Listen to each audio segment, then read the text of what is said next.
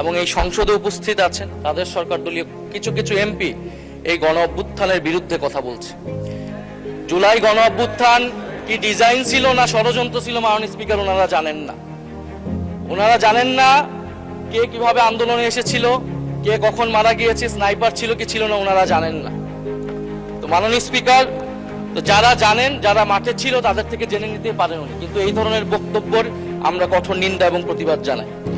সরকার দলের বিএনপির সংসদ সদস্য যিনি জুলাই গণ অভ্যুত্থানে যারা মারা গিয়েছেন এবং তাদের সাথে পুলিশি হত্যাকাণ্ডের তুলনা করছেন, এই বয়ানটা আওয়ামী লীগের বয়ান এবং পুলিশের হত্যাকাণ্ড এটা নাকি হাজার ছাড়িয়ে যাবে, হাজারে প্রকাশ করতে হবে, এই ধরনের কথা তিনি টকশোতে গিয়ে বলে বেড়াচ্ছেন। আমরা মুজিব বাহিনীর মুক্তিযোদ্ধাদের ইতিহাস জানি, সেই গল্প আজকে বলবো না মাননীয় স্পিকার। তো কথায় কথায় মুক্তিযুদ্ধকে বিকৃত করা, মুক্তিযুদ্ধের সাথে জুলাই গণ অভ্যুত্থানকে তুলনা করার ষড়যন্ত্র এবং রাজনীতি মাননীয় স্পিকার আমরা কিন্তু ঠিক মতোই বুঝি। জুলাই গণ অভ্যুত্থান এবং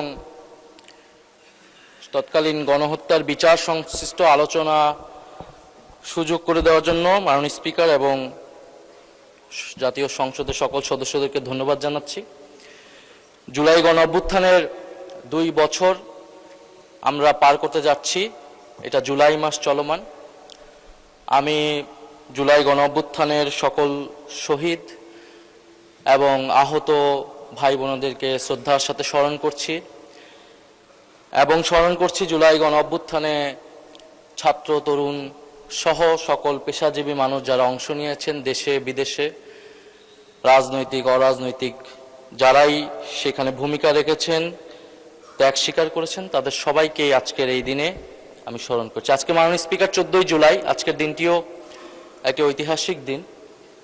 এই 14ই জুলাই 2024 সালে বৈষম্যবিরোধী ছাত্র আন্দোলনের নেতৃত্বে সেই সময়ের রাষ্ট্রপতি এবং দুঃখজনকভাবে এখনকারও যিনি রাষ্ট্রপতি, তার কাছে আমরা একটা স্মারকলিপি দিয়ে এসেছিলাম। সেটা ছিল সেই দিনের কর্মসূচি 14ই জুলাইয়ের।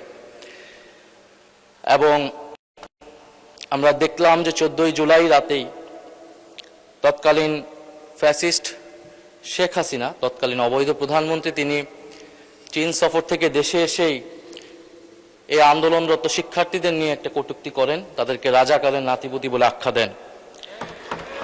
এবং সেই রাজাকারের বিরুদ্ধে, সেই আখ্যার বিরুদ্ধেই শিক্ষার্থীরা, বিশেষত নারী শিক্ষার্থীরা ঢাকা বিশ্ববিদ্যালয়ের রোকেয়া হল সহ সারা বাংলাদেশের সকল ক্যাম্পাস থেকে ছাত্রছাত্রীরা বের হয়ে তুমি কে আমি কে, রাজাকার রাজাকার,